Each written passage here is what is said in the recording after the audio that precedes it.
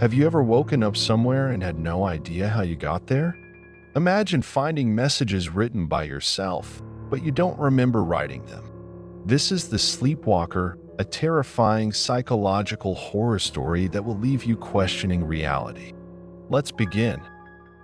I woke up gasping for air, my body cold against the hard surface beneath me. My head pounded as I tried to move, every limb heavy with exhaustion.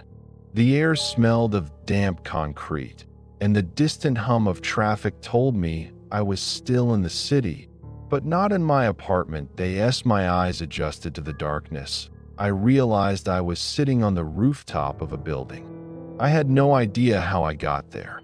Panic surged through me. I scrambled to my feet, nearly slipping on the gravel-covered surface. My phone was still in my pocket, its screen lighting up as I checked the time. 4:17 a.m. The last thing I remembered was lying in bed at home, checking messages before falling asleep. I looked around, searching for any clue as to why I was here. That's when I saw a note, crumpled and damp from the night air, lying near my feet. My name was scrawled across the top in messy, familiar handwriting that I hesitated before picking it up. My stomach twisted as I unfolded the paper and read the words written inside. "You need to wake up." A chill ran down my spine. The handwriting was mine. I stared at the note, my hands trembling. The handwriting was unmistakably mine, but I had no memory of writing it. The ink was smudged in places, as if written in a hurry. My pulse pounded in my ears as a sickening thought crept into my mind. What else had I done in my sleep?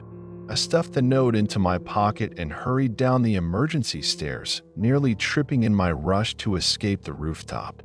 The door at the bottom led to a dimly lit alley, littered with trash and the faint stench of stale beer. This wasn't anywhere near my apartment. I needed answers. Back home, I locked the door behind me, my heart still racing. The apartment was just as I had left it, except for one small detail. Another note. It sat on my nightstand, neatly folded. I hadn't noticed it before, but now it stood out like a glaring warning. With shaky hands, I opened it. "Find the key." I swallowed hard. "What key?" I searched my apartment, tearing through drawers, my closet, even checking under my bed. Nothing. No hidden key. No explanation. Just more confusion. That night, I set up my phone to record myself while I slept. If I was sleepwalking, I needed proof. I forced myself to stay awake as long as possible, but exhaustion eventually won. I woke up the next morning to the sound of my phone buzzing, with a sense of dread. I grabbed it and played back the recording. At first, everything was normal. Me, shifting in bed, rolling onto my side. Then, at around 3:12 a.m., I sat up suddenly. My movements were slow, deliberate. I swung my legs over the bed and stood up. But there was something off. I didn't hesitate, didn't stumble. It was like watching someone else move inside my body. Then, I walked to the desk, picked up a pen, and began writing. My stomach turned as I watched my sleeping self leave another note on the nightstand. Then, without a word, I walked to the door, unlocked it, and left the apartment. The video ended there. I checked the time on my phone. 3:12 a.m.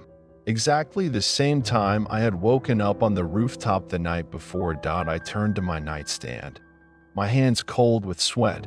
Another note. "You're running out of time." I sat frozen on the edge of my bed, staring at the note. "You're running out of time." I had written it, just like the others, but I had no memory of doing it.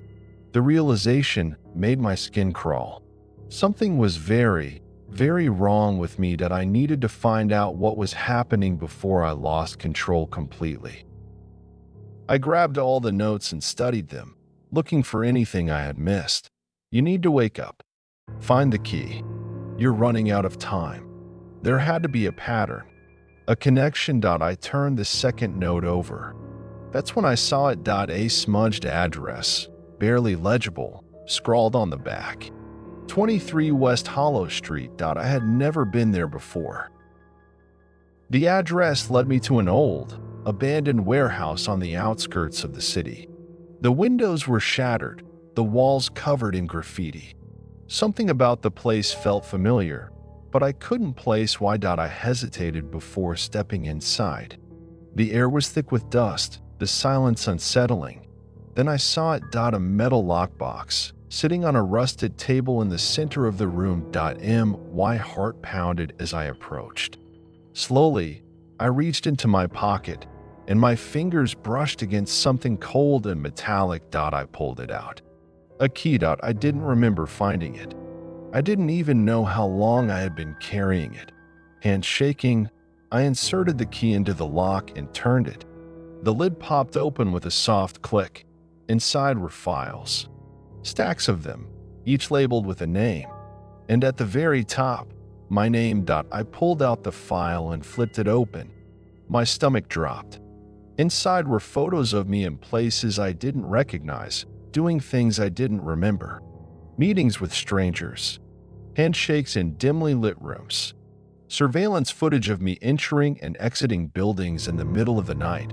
Attached was a report. Project MORPHEUS status, active subject, my name, objective, classified programming integrity, holding, but showing signs of deterioration, recommended action, reinforcement, or termination. My blood turned to ice. Programming? Reinforcement? That's when the final piece clicked into place. I wasn't just sleepwalking. I was being activated. I staggered back, gripping the file in my trembling hands. Reinforcement or termination? They knew. They knew I was starting to remember. The buzzing in my head grew louder. Images flashed through my mind, a dimly lit room, voices speaking in low, measured tones, the sharp sting of a needle piercing my skin. Memories that had been buried, erased. I had been conditioned, controlled, and now I was breaking free. My phone vibrated in my pocket. I pulled it out with numb fingers. No caller ID. I answered. A voice, calm, emotionless, spoke on the other end. Go home. Forget what you saw. My breath hitched. Who are you? A pause. Then, almost regretfully, you already know. The line went dead. I looked down at the file. My name stamped across the cover in cold, black ink. I knew what would happen next. They would come for me. I couldn't let them. I had to run. I barely made it back to my apartment before exhaustion hit me like a freight train. My body ached. My thoughts swirled in a fog of fear and confusion. I had to stay awake. I gripped the edges of the sink, splashing cold water on my face. My reflection in the mirror stared back, gaunt and hollow-eyed. I wouldn't let them take me again. I just needed to stay awake. I blinked. And then, darkness. When I woke up, the world was red. The first thing I noticed was the smell. Metallic. Thick. The second was the weight in my hand. I looked down. A knife. Dripping with blood. My pulse roared in my ears as I turned, my vision swimming. A body lay on the floor, face down, motionless. I took a step forward, my breath coming in ragged gasps. No, no, no, no. With trembling hands, I reached out and turned the body over. A choked sob tore from my throat. It was someone I loved. Their eyes, still open, still full of terror, locked onto mine. Their lips were parted, as if they had tried to say something before it was too late. And then I saw it. A phone, still recording. I picked it up with shaking fingers and pressed play. The screen flickered.